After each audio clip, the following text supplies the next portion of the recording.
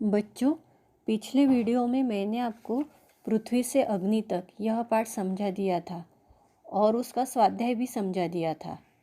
अब मुड़ते हैं भाषा की ओर। प्रश्न है, दाएं पंख में उपसर्ग तथा बाएं पंख में प्रत्यय लगाकर शब्द लिखो तथा उनके वाक्य बनाओ। अब उपसर्ग का क्या मतलब होता है यह मैं आपको समझा देती हूँ। तो जो शब्दांश मूल शब्द के पहले जुड़कर शब्द के अर्थ में परिवर्तन कर देता है या मूल शब्द के अर्थ में विशेषता लाता है उसे उपसर्ग कहते हैं। जैसे अ से असत्य, अधर्म, अशुभ, सु से सुपुत्र, सुमति, सुशील, कु से कुसंग, कुप्रथा, कुमति आदि। अब प्रत्यय, तो जो शब्दांश शब्दों के अंत में जुड़कर उनके अर्थ में विशेषता उत्पन्न कर देते हैं या परिवर्तन लाते हैं उन्हें प्रत्यय कहा जाता है।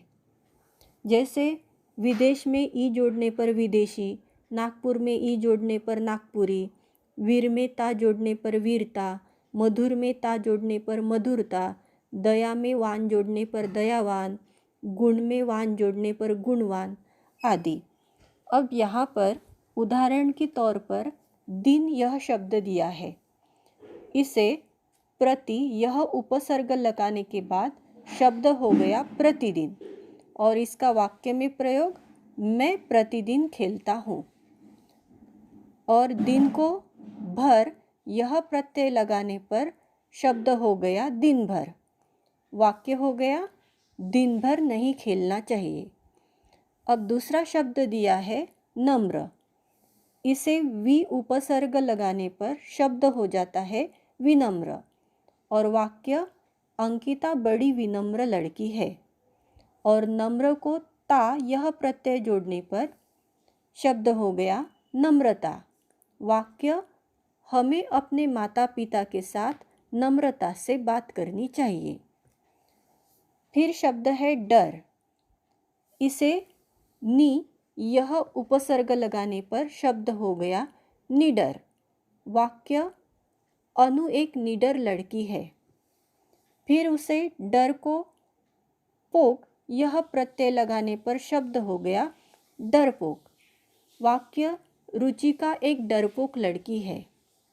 फिर शब्द है जल, इसे उपसर्ग लगाने के बाद शब्द हो गया निर्जल, वाक्य आज मेरी माँ का निर्जल उपवास है और इसे प्रत्यय लगाने के बाद हो जाता है जलहीन, जैसे बारिश न होने से यह तालाब जलहीन हो गया।